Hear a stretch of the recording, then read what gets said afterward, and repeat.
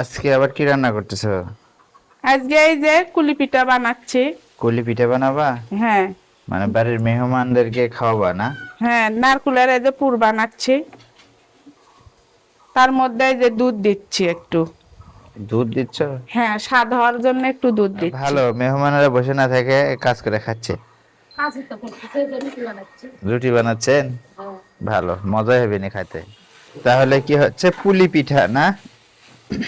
মঞ্জিরাপা বানাবার পাই? হ্যাঁ? ও সেটা তো কথা, মঞ্জিরাপা তো গেলে খাওয়াই তো। তুমি কি আমার বোনক টিটকারি মারিচ্ছ? টিটকিরি কে মারমো? হুম, বোনে একা একাই কাজ করিচ্ছে, ওই জন্য আমার ভাই বউ বোন কাজ করিচ্ছে, পাচ্ছি না। এগুলা কাজ কি একাই হয়? সবাই মিলেই করা লাগে। গাইস, সকাল থেকে শুধু শুনতেছি যে পিঠের বাসনা। আমরা খালি পিঠে করবি পিঠের গল্প শুনেছি। দেখি কি করিস আম্মু তুমি? এই যে বাবা, নারকেল পিঠে বানাচ্ছি। ও, নারকেল পিঠা বানাচ্ছে আম্মু? হ্যাঁ, নারকেলের পুরটা এইভাবে বানিয়ে নিচ্ছি, আর তোমার খালামণি রুটি করছে। ও, খালা মনে রুটি করেছে, তার মানে আজকে পুলি পিঠা বানানো হচ্ছে। তো গাইস, এই নারকেল কিন্তু আমরা নানির বাসা থেকে নিয়ে আসছিলাম। সেই নারকেল দিয়ে আজকে আম্মু রংপুরের মানুষকে পিঠা করে খাওয়াচ্ছে। আচ্ছা, সবথেকে বড় কথা কি জানেন? আমরা যখন রংপুরে যাই তখন আমাদের নিজেকেই পিঠা করে খেতে হয়। আমার মামি কিন্তু পিঠা করে না, সেই আলসে। মানুষের গাছের নারকেল থাকে, মানুষ মন মতো পেরে খাবে, হাতই দেয় না, খাবি থেকে। আর দেখেন, সবাই কিন্তু কাজে ব্যস্ত, মামি কিন্তু হাত পা গুটে বাবু হয়ে বসে আছে, কিছু করিচ্ছেই না। বাবু বসে কয়জন ভালো লাগে? তোমার আম্মু কাজ করতেছে, তোমার খালামণি রুটি বলতেছে না, বলা হলে আমি কিভাবে বানাবো? ওটা যখন বানা হবে তখন আমি হাতে হাতে করে দেবো। যাই হোক, মামি একটু মজা করলাম, কিছু মনে করেন না আমার কথা। আচ্ছা, কষ্ট পাইয়েন না। না না, আমি কিছু মনে করিনি, তুমি তো ছোট মানুষ, জিনিয়া তুমি তো মজা করতেই পারো। জিনিয়া, কি? তোমার মামির সাথে তুমি কি নেকছো?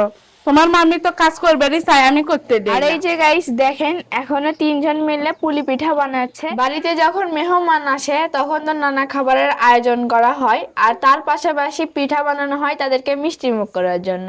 আর আমরা বগুড়ার মানুষ তো অতিথি আপ্যায়নে পারদর্শী, নানান রকম পিঠার আয়োজন করা হয়। আর তার থেকে বেশি করা হয় যে পিঠা পুলিটা, যেরকম আজকে আমাদের বাড়িতে পিঠা পুলি বানানো হচ্ছে। দেখি আমাকে একটা দাও, আমিও তো এই পিঠা বানাবার পাই। ধরো, ছাঁচ দিয়ে বানাও তুমি। ও, এর আগে আমি হাত দিয়ে পিঠা বানাইছি, তো আজকে এই ছাঁচটা দিয়ে ট্রাই করি, দেখি কেমন হয়। এর আগে এটা দিয়ে আমি কখনো বানাইনি, এটা কিভাবে। আর এই যে আমার লাভ পুলি পিঠা বানানো হয়ে গেল, কি সুন্দর ডিজাইন হয়ে গেছে, একদম এই ছাঁচটা দিয়ে তৈরি করলাম। অনেকেই আছেন অতিথি পছন্দ করেন না, তবে একটা কথা কি জানেন, আল্লাহ তাআলা কিন্তু নিজ থেকে অতিথি পাঠায় ঘরে বরকত রহমত আসার জন্য।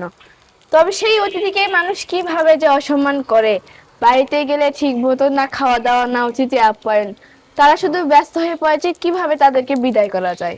আরো দিব না। মেহমানদের বসে রেখে আম্মু এখানে পিঠা ভাজতে ব্যস্ত। আর দেখেন, পিঠার গন্ধে সবাই একদম সিরিয়াল হয়ে বসে আছে যে কখন খেতে দেবে। আসলে মেহমানরা বাড়িতে আসলে যখন এরকম পিঠা করার ধুম পড়ে, তখন আসলে একটা মজাই লাগে যে আমার খাওয়া হবে, মেহমানদেরও খাওয়া হবে। চুলার পায়ে যখন পিঠা ভাজা হয় তখন কিন্তু সবাই ঘুরঘুর করে, এটা কিন্তু সব জায়গায় আছে। যেমন দেখেন, মেহমানদেরকে বসে রেখে আম্মু পিঠা ভাজতে ব্যস্ত, তারা কিন্তু পিঠা খাওয়ার জন্য আগ্রহ নিয়ে বসে আছে। আসলে মেহমানরা যখন বাড়িতে আসে, তাদের সাথে এই যে গল্প স্বল্প করা, একটা ভালো সময় কাটানো, এটা আসলে একটা ভালো স্মৃতি হয়ে, ভালো মুহূর্ত হয়ে থেকে যায়। আসলে কখনো কখনো এই সুযোগ হয় না, কারণ মেহমান তো সবসময় বাড়িতে আসে না, সব দিনই আসে না, মাঝে মাঝে আল্লাহর রহমত নিয়ে আসে। তো তোমাদের জন্য পিঠা করতেছে, এই যে ভাজতেছে, হয়ে তো গেছে প্রায়, তোমরা নাও খাও। পিঠার জন্য তো অপেক্ষা করতেছি, খাবোই তো। গাইস, শেষ পর্যন্ত আম্মু আমাকে পিঠা দিল।